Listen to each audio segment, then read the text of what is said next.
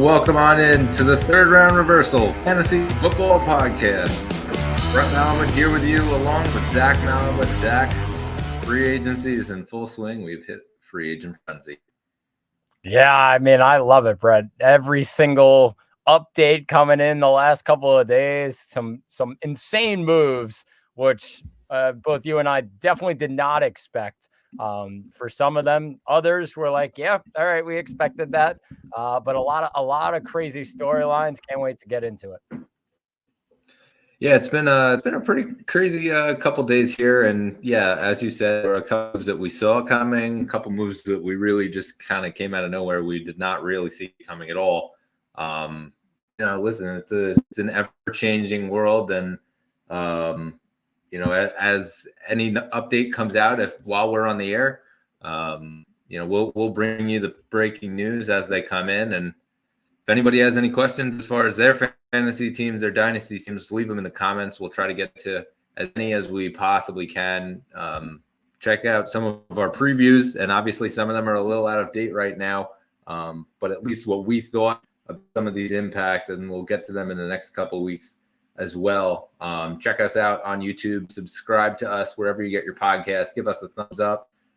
Zach, it's just been pretty hectic these last couple of days. And, today we're going to start out with the quarterback position, where I think it's been pretty insane just the last 48 hours. And then the next couple episodes, we're going to go position by position, sort of what we did these last couple of episodes, Zach. But I think the first big news that came out of Pittsburgh, and it was that Russell Wilson is going to be their quarterback in 2024, Zach. I think that this was not that big of a surprise, but I think that the nerve of him going on a minimum deal allows them to do more. We haven't really seen more from them so much. But just talk about what this does now for this offense. I mean, it takes them to another level in my mind. Of course, we look at the last year or so for Pittsburgh, it was about Kenny Pickett. They drafted Kenny Pickett. They were confident that he can really take over for a guy like Ben Roethlisberger, who was at the helm for so long. And it just was a little bit off. There was something about it. I mean, I don't know if it was the OC in Matt Canada, who both you and I have had our choice words about in the past, but I think he's maybe part of that problem. But even so, I think Kenny Pickett still needs a good amount of time to learn about the NFL and how he really needs to play. And I think the best possible way to do that is behind one of the top veteran quarterbacks in all of football, in Russell Wilson.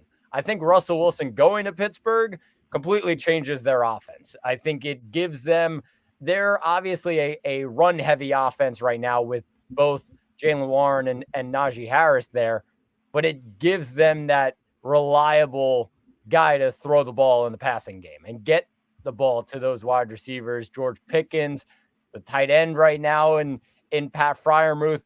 I think that allows them to really change around their offense, something we did not see last year. They really struggled to get the ball to those pass catchers, and I think a quarterback like Russell Wilson definitely helps them out heading into this season. Yeah, and I mean, we'll talk about Deontay Johnson, obviously, in a few weeks when we hit our pass catchers, but they flipped him over to Carolina, so he's not going to be there. Right now, it seems pretty thin, and obviously it's only the second day or the third day of the legal tampering window, and now the opening free agency. And so, right now, George Pickens is there, Calvin Austin is there, Pat Freiermuth is there, Darnell Washington is there. And so that's really it. Very bare cupboard, but a lot of room here that they can go. And obviously the draft coming up, we'll see what happens with that. Potentially can take a receiver there. They obviously have Najee and Jaylen Warren, as we spoke about, which I think that this actually lets them lean a little bit into the run because, as far as Russell Wilson goes, like, he is an accurate quarterback. Like, I don't take his Denver career and put that in a snow globe of what his entire career is. He's a very accurate quarterback. I think that a lot of teams will realize that. He also can run a lot. So they're going to have to put a lot of spies on him, things like that. I think that actually helped the running game because their eyes will be on Russell Wilson, whereas it wasn't exactly the case with that with Kenny Pickett. The eyes were really on the running backs. And so, yeah, I like this move. I do. I think that it changes the dynamic. Obviously, Mike Tomlin wanted to do that. You could see he was growing impatient with Kenny Pickett. And like we spoke about a few weeks ago with Zach Wilson and the request of the trade, this is that similar scenario that Zach Wilson was supposed to be in last year when Aaron Rodgers came in, where he can sit back, he can learn from a vet who's been through there, and hopefully take something away that can allow him to be an NFL starting quarterback. Yeah, I agree with you. I think just learning under a guy like Russell Wilson is the best thing for Kenny Pickett. You saw it just was a little bit off heading into his first year or so in the NFL, and there just something wasn't right, and he still needs to learn. I think that's the biggest thing for them. They were a team that they were coming off of a playoff season. They had made the wild card, I believe. Maybe even they made it to the divisional, whatever it was, with Roethlisberger there, and then they switched over to Kenny Pickett. The expectations were pretty high, and you can't really rely on that on a young quarterback, even though they had those talented players on the roster. So it is an interesting spot right now. I think the Steelers really have done a good job now figuring it out, bringing in Wilson, and it should, like we said, bring them offensively definitely to a new level. All right, so let's jump to our big news right now. I think it really took the entire fantasy community by storm. Kirk Cousins, he heads down south to where his wife Julie is from, and right outside of Atlanta, and he heads to the Atlanta Falcons. Zach, this was massive news for the fantasy community, just from the standpoint of I think everybody in that offense gets elevated. I mean, we're talking Kyle Pitts, we're talking Drake London, obviously Bijan and Tyler Algier. I think this is a real boost for everybody in the lineup there. You could see me smiling, Brett. I love this news. When I figured it out, found it out that Kirk Cousins going down to Atlanta, just big time news for, like you said, all these guys in this offense that it was just off last year under Arthur Smith. And now you bring in a new head coach, a new regime on offense, and you bring in a veteran quarterback in Kirk Cousins, who I know he gets a lot of shtick for, okay, well, he doesn't win in the playoffs. He doesn't win the big games. He struggles in prime time. Let me hear all of it. He will bring the Atlanta offense to a level that they haven't been at since probably the 2016 year where they made it all the way to the Super Bowl. They have not been good on offense since then, and I think he's going to bring them back to that level offensively, which is absolutely huge. They do need to pick a couple things up on defense, Atlanta does, but I mean, their offense is absolutely set now with Kirk Cousins. The big time move, and a lot of people are going to point to the money. He's worth every single dollar of it in my mind, Brett, because he just brings this offense to a different level than they were at for a really long stretch of time since that Super Bowl. Yes, I agree. I think that when we talked about the potential landing spots for Atlanta and who they might go out and get, I think the two big names for me were Russell Wilson and Kirk Cousins, just because there's such a young offense that they kind of need that vet that's going to take them under their wing and, help them become the contender of a team. We've seen it before with these guys, and, you think back to Matt Ryan, and, they had a young offense then, and he sort of brought them under his wing, and it was the same sort of formula. Now you see it here with Kirk Cousins. I think it's going to be a fantastic addition for them. And yes, he's worth every penny. I agree. I think that this is really, really going to elevate Drake London more than we've ever seen, because he's their number one receiver. Obviously, I'm not saying he's going to get to a Justin Jefferson level, but I think that he's going to become a solid wide receiver 2 in fantasy, if a high end wide receiver 2 in fantasy with Kirk Cousins. And not to take anything away from Van Jefferson, who's still there, Darnell Mooney, who signed there, even Kyle Pitts. I think that it's really going to help him. That said, Kyle Pitts redemption tour, like I think this is it. I think this is really going to be a huge move for Kyle Pitts. He was joking about who's going to wear uniform number 8. Kyle, give it up to Kirk and, let him take number 8. You need a fresh start. It hasn't really been going your way the first couple of years here. So go take the number 80 something. You want to take 88, that's fine. But yeah, give Kirk his number and obviously he can pay you for it now based off of that contract.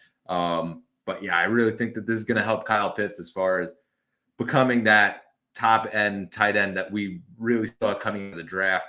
And then, yeah, as far as the threat goes, I think having Bijan's a really big deal here for Kirk Cousins. I mean, we really didn't see last year, to compare it with Minnesota, they really didn't have that much of a threat at running back. And so, you saw them start to double in on guys like Jordan Addison. Obviously, Jefferson was hurt.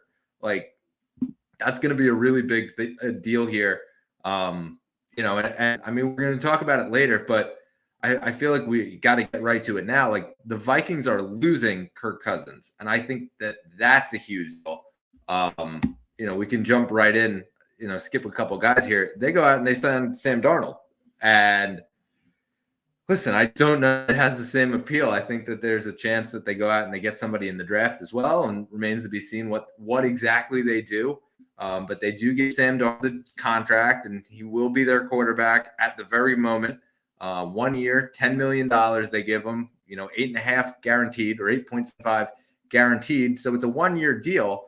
So it's not like he's their long-term future. We didn't think that it would be that. He's sort of that stopgap. I think this is actually one of those moments that's going to bring Justin Jefferson down. Not saying he's not going to be a first round, wide receiver in redraft. I don't know that he's going to be at the very top end. I think that a guy like a CeeDee Lamb, could potentially push him for that. A Tyreek Hill could potentially push him for that as well. Yeah, I agree with you. And obviously with all the weapons that Atlanta grabbed in the last couple of years and then adding Mooney, now Minnesota grabbed one. We'll talk about him in the next episode, and Aaron Jones. But they already have Jefferson, Addison, Hawkinson's now coming off injury, so he may not play next year. That's still, we'll have to wait and see what the news is on that. But Minnesota, yeah, they're in a stopgap spot right now. The thing with Jefferson is you don't really see wide receivers in drafts or in first rounds of drafts where they have that stopgap quarterback and you say, oh, well, yeah, I'm going to draft them anyways. You don't see that a lot. Like, those guys at the top end of wide receivers, you're saying, oh, well, they have a reliable quarterback. They've got the chemistry with them. They've been moving along together. I mean, they've had a couple of different guys that they have really looked at and said, yeah, all right, the chemistry is really good right now. I don't see that right now in Minnesota because Sam Darnold, new to the offense. Yes, they'll figure things out, and obviously training camp and everything. You really cannot be too confident as a Jefferson owner that Sam Darnold's going to bring you above and beyond like Kirk Cousins had done for Jefferson for a couple of years now. It's just a different vibe, a different situation.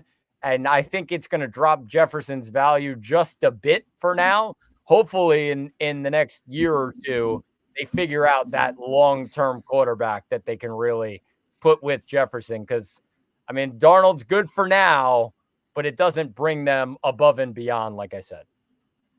Yeah, and I think Jefferson will be okay. I think the one guy I'm really worried about is now Jordan Addison and whether he can continue on the momentum that he was at or if he's retracts to – what Drake London was. It's almost like these two teams are switching places where it's like they're right on the cusp versus it being a contender. I think that's sort of a switch.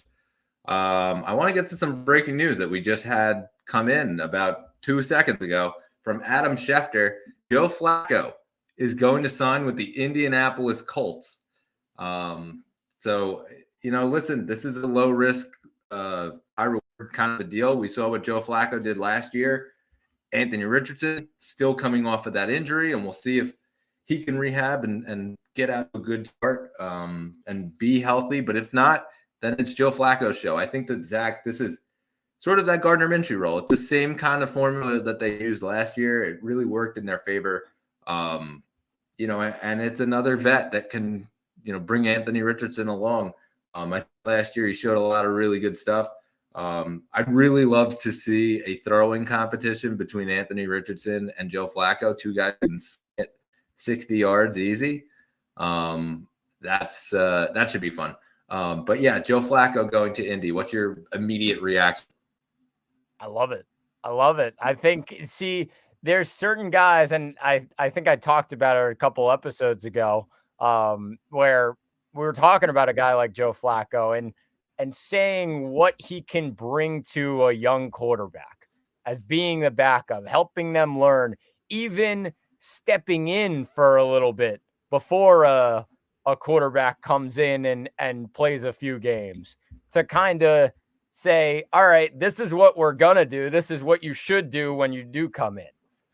I think that's huge right now for a team like Indianapolis, who's focusing on Anthony Richardson. I mean, you got to teach him certain ways, like things you can and can't do in the NFL. Obviously, some of those avoiding injuries for a guy like Anthony Richardson. You sit behind maybe a guy like Flacco for a game or two, or even just work with him in training camp. I think this is a big time move for Indianapolis, because I think it helps the development of Anthony Richardson tremendously. And I mean, Indy knew that when they were signing Flacco. I think that's the biggest thing, because I feel like they're all in on Richardson. You don't draft a quarterback that high and then give up after a year if even though it just didn't go right for him. It was all injury in the end. I think the thing now with Flacco is you help out a guy like Richardson. So I'm a big fan of this signing, bro. Yeah, and again, it's 1 year, $8.7 million. And so, yeah, I think that's just a pretty good deal as far as what it was last year in that same sort of formula, bringing Gardner Minshew in just in case. Let's get right to Gardner Minshew. I think it's a good transition. He signs with the Las Vegas Raiders, 2 years, $25 million, a 12.5 million average, 15 million guaranteed on the deal. So Zach, this is the big conundrum here for a lot of people out in Las Vegas who were a little puzzled by this, but I'm not sure it's really to be puzzled. I think that, when the news came out, it was he's going to compete with Aiden O'Connell, and that was going to be it, just the two of them. I don't really know that that's going to be good enough. I think that the Raiders are not going to be good this year unless they can go out and get another quarterback, whether that's through the draft or whatnot. Listen, I think that, bringing the new coach in, that's all great. I didn't see enough from Gardner. I understand the Gardner Minshew mania. I don't know that Davante Adams is going to be thrilled with having Gardner Minshew as his starting quarterback. It could lead to, a huge uproar. And right now, they lose Josh Jacobs. We'll talk about him this week. But right now, Zamir White's their starter. And so, you have Gardner Minshew, you have Zamir White, and then they got right now it's just Davante and Jacoby Myers. So with Michael Mayer as the guy as the tight end, who's still hasn't really proven himself to the league. So yeah, very young, inexperienced team. I wasn't thrilled with it. Listen, is it a good landing spot for Gardner? Yes, because he actually gets a chance to be a starting quarterback in the NFL. He proved himself last year as far as that goes. But I don't know. I just don't love it. It's okay. So let's put things in perspective here, because I think there's two different ways you can go on this. You could say, one, all right, well, yeah, the Raiders lost Josh Jacobs. They got rid of the quarterback. It's going to be a battle between O'Connell and Minshew, but they probably aren't going to be good. I think the perspective I'm going to take, and adding to that, Davante may not be happy with a guy like Minshew as his quarterback. Then the other side is they have a new head coach who led them pretty solidly last year. They had some really good wins towards the end of the season, really boosted the confidence and morale in the locker room, just completely a culture shift from what the Raiders had dealt with the last couple of years. Obviously, things with McDaniel just did not work out. And obviously, they bring in Pierce to be the head coach. And I think what it tells me is the Raiders in this situation are okay with the kind of team that's going to battle it out on defense and also just maybe get some things going on offense. They have some talented players, and Gardner Minshew's the kind of quarterback where, I mean, we kind of saw it in Indy, even though they struggled a bit at the end. They figure things out on offense, and their offense looks pretty damn good.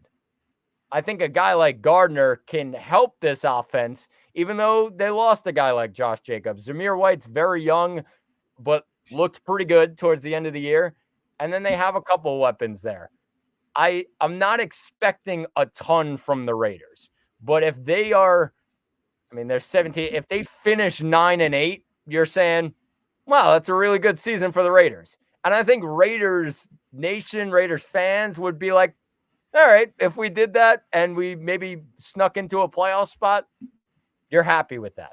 It doesn't bring them above and beyond, but I don't think it brings them way down like I think they would be if O'Connell was the quarterback. I think Minshew's got to be the quarterback in this situation. That's the question mark there. But I don't think it drops them too heavily because I still think there's some really talented players on offense. And I mean, they added some on defense already to Max Crosby. Yeah, I think that the defense is really going to carry this team. It really just comes down to like, what would have put this team over? I think that if they went out and they got Justin Fields, it would have been a better move. That's just sort of how I feel. Now, granted, they released Jimmy Garoppolo, they released Hunter Renfrow, so it is a little bit bare bones, but there's a lot of room to cap, and obviously we're only 2 days in, so you can't judge it by that.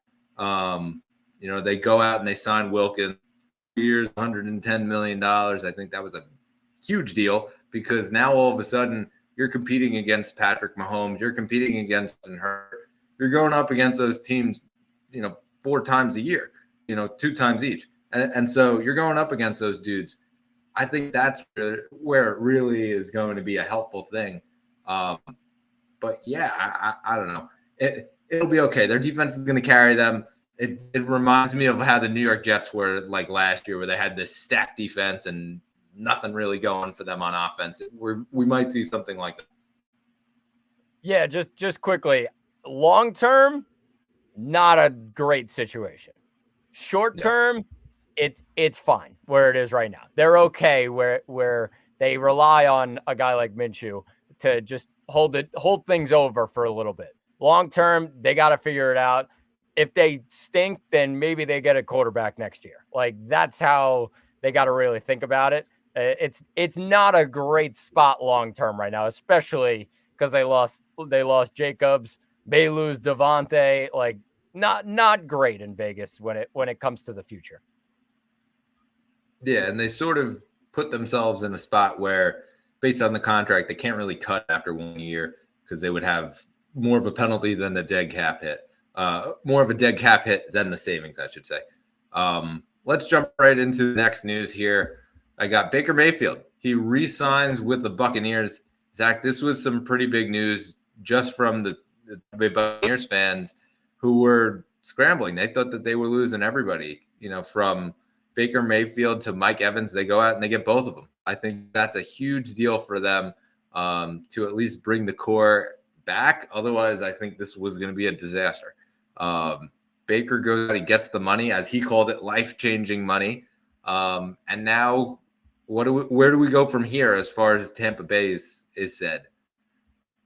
So, I mean, the thing you got to say about Tampa Bay is they looked great last year for what, I mean, the expectations were, everything that was going on. They were kind of in a bit of a transition, and they looked fantastic. They made it to the playoffs. Obviously, they got a win in the playoffs, advanced to, they lost to the Lions after that, but I mean, they looked really good based on expectations. The thing that was the problem for them was their defense, and it just killed them at the end of the year as well. So I think they're going to pick things up on defense. They're going to get a lot of guys back healthy.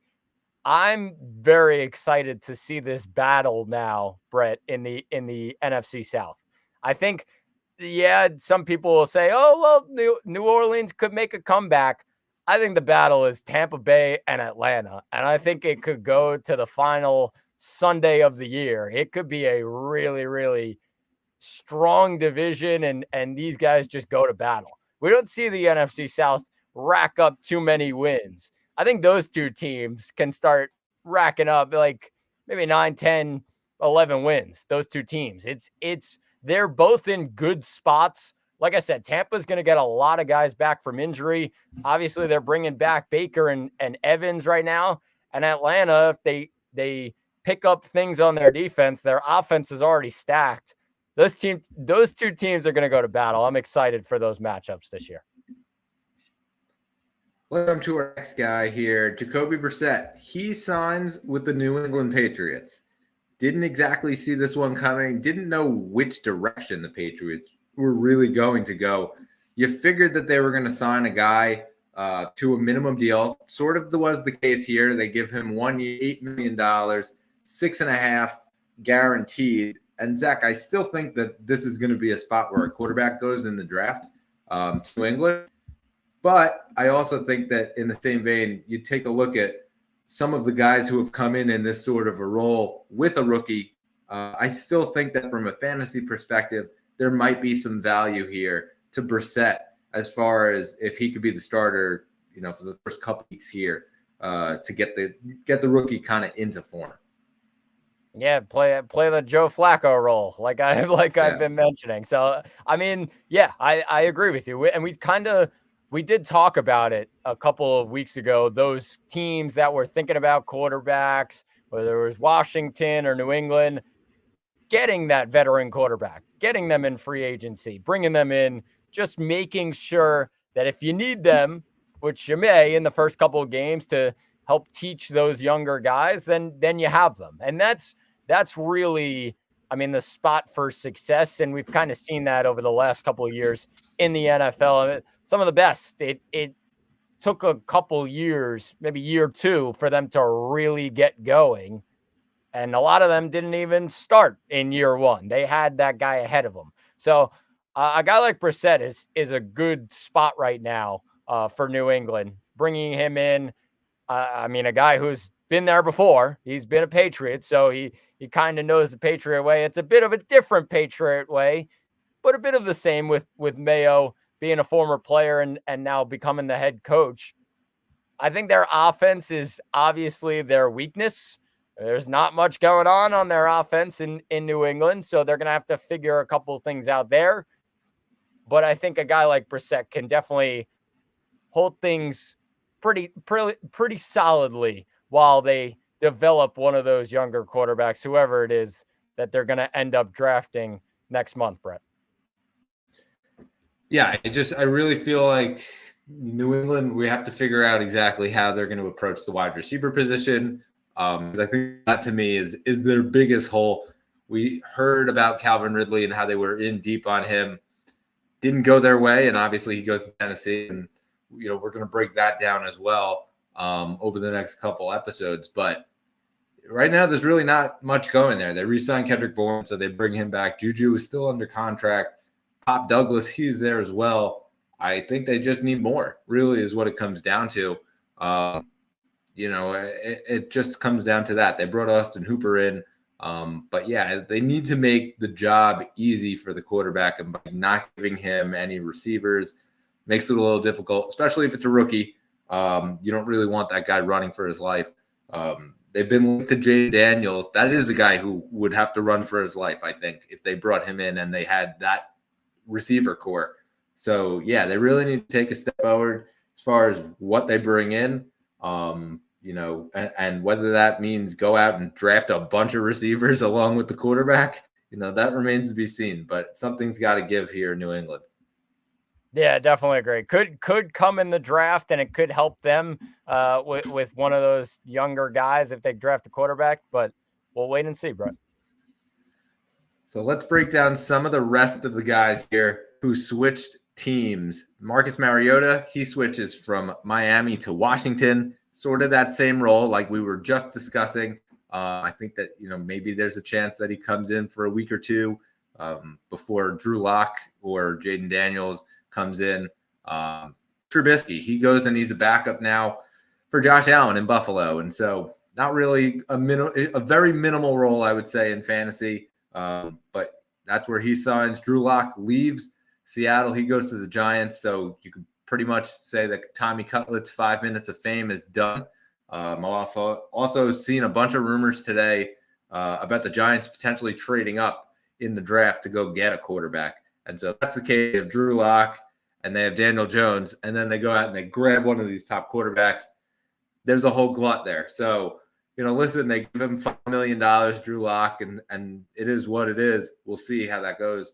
But, yeah, minimal value as well. Jameis Winston, he signs with the Cleveland Browns, 1 year, $4 million. And so essentially what was the best backup in the NFL and was kind of one of those holds in Dynasty, I think really just the value goes away now. I think it totally got crushed. Yeah, I agree with you. It definitely got crushed, and not a ton of money there. So, yeah, definitely an interesting one.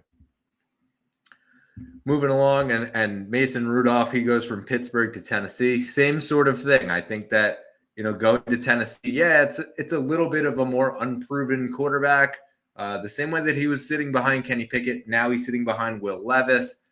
I still don't really see them going and turning away from Will Levis now, though, where I kind of saw, the opening when it was Kenny Pickett more.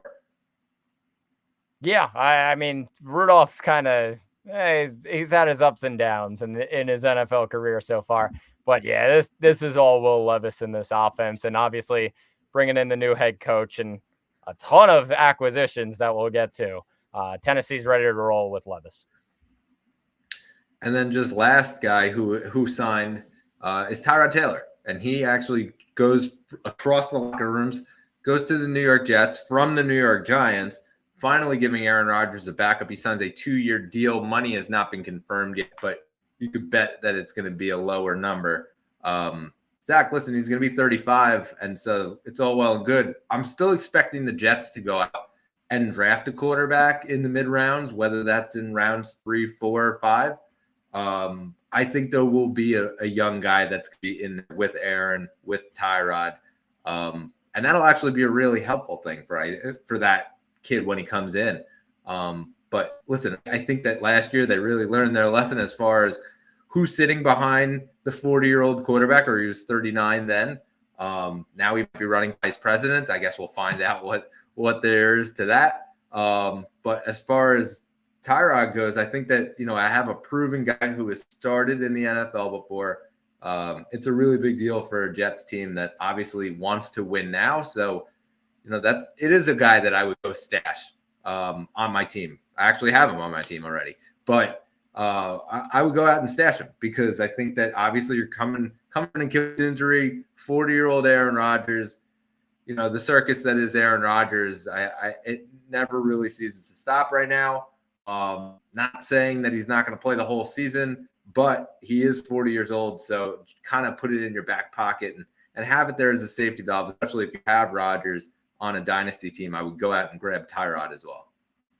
Yeah, just a smart move. I mean, you grab just in case. Yeah, there's kind of been a couple of things that have gone on with Aaron Rodgers that made you a little scared as a fantasy owner. So just in case, you got to grab Tyrod. Yeah, and I just think it's low risk. You probably get him for nothing. If he's out there on waivers and you do off-season waivers, he's probably out there. I don't really see the 35-year-old guy making a huge impact, but I also know that in case that it doesn't go Rodgers' way and he can't get on the field completely healthy for a full year, this offense still has weapons. I think they're going to go out and get another receiver. Whether that's by the draft via trade or free agency, like they will go out and get more weapons. It's been pretty well known. They also cut CJ Uzomah. And so you figure that they're going to go out and probably get another tight end out there. let Jeremy Ruckert sort of be more of the blocking tight end, sitting as the third guy. But yeah, I mean, as far as that goes, let's just get into this big question mark that we're going to end this episode with, the Justin Fields conundrum. This has been a whirlwind of a couple of days, I'm sure, for Justin Fields, as far as he thought he was on the way out. Now he's not really sure if he's going to have a seat at the table as a starting NFL quarterback. Zach, how do you see this? Where do you see him potentially going? And can you see him being a starter anywhere in the NFL? So right now, don't know exactly where he's going to go, because a lot of obviously those destinations that we talked about over the last couple of weeks or so have filled up, and a lot of those spots are definitely filled now. There are a couple where still figuring stuff out, and maybe they grab a guy like Justin Fields to lead the way. But there's my thing on Chicago giving up on Justin Fields right now, because they're looking at a couple of quarterbacks, maybe one of them in Caleb Williams, who in his ways is a bit similar to a guy like Justin Fields. They're kind of the same. Maybe Caleb throws the ball a little bit better. That's basically the difference there. And yes, he's a little bit younger. I'm very confused on what Chicago's thinking is here, because I feel like what they've seen from Justin Fields in the last year or so has been pretty good. Even though they've lost a ton of games, they've gone through a bit of a shift in and coaches and moving around, everything that's gone on. I think what you can say from this last year or so is Justin Fields has looked pretty solid as an NFL quarterback. He's looked pretty good. I don't know why they're giving up on him. It's kind of a huge question mark in my mind what they're thinking. I feel like if they trade down a spot or two, and yes, it's difficult to do that in the NFL, of course, we're not saying that. But if you trade down a pick or two and you draft a Marvin Harrison Jr., your offense is on a complete new level, and you pretty much only have to worry about your defense. Because you saw last year, Fields and DJ Moore looked pretty damn good together. That was the best thing about Chicago. Those two, it's a tough situation for me. If I'm Chicago, I'm keeping Justin Fields. I'm getting down a couple spots. If not, I'm probably drafting him anyways. I'm drafting Marvin Harrison because he's just an all NFL talent, all world talent. Like, you don't see these guys very often in the NFL. I think Marvin Harrison's one of them. And Chicago, oh God, it's tough. But I think they're going to end up drafting Caleb Williams. I'm not a huge fan of that, Brett. Yeah, I think that, for me, it really just comes down to the fact that Chicago probably should have traded him earlier, because now I don't know that the value is there much, especially after this first wave. You had some teams that were out there like Atlanta. He's a guy from Georgia. He would have been there for a long time. I think they would have paid up for him. And so now obviously they go Kirk Cousins, as Kirk is actually podium right now.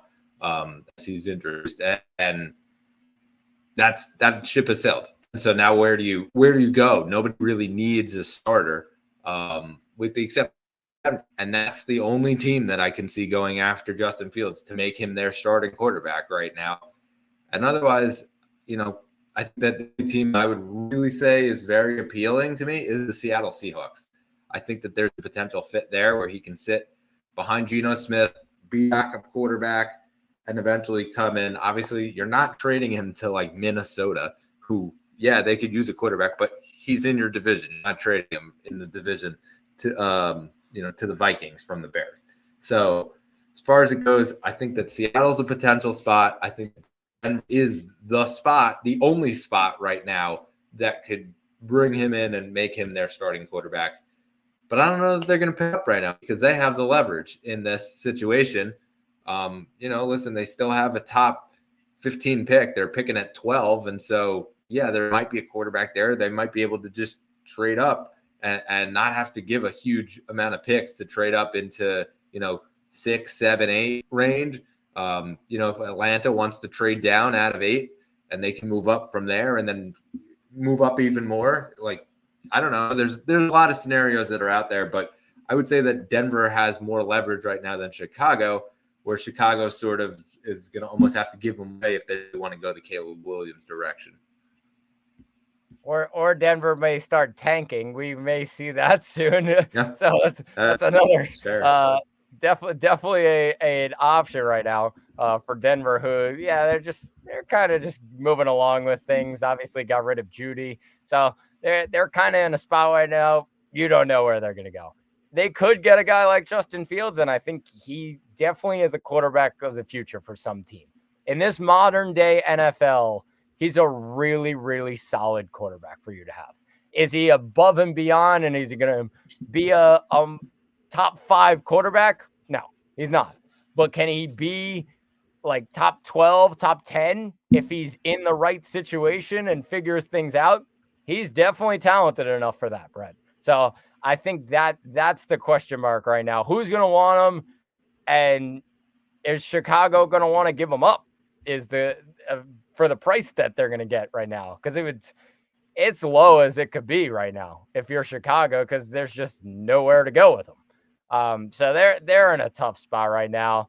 If I'm them, I'm still drafting Harrison, but it looks like they're going to go with Williams, and we'll see what happens there. And Bears fans, I'm sure, just going every which way and saying, what in the world is going on with my football team right now?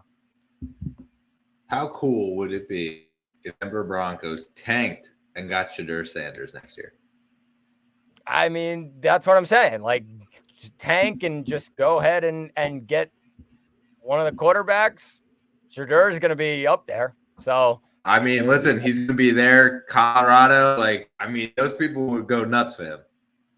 Exactly. So why not? Denver's not in a situation. Denver's in one of I can't think of a team, but there's definitely been a couple in the past where you're like, all right, well, they're tanking. Well, it's what it is. Just they may take a year off. They got some random guy. They got Stidham at quarterback now.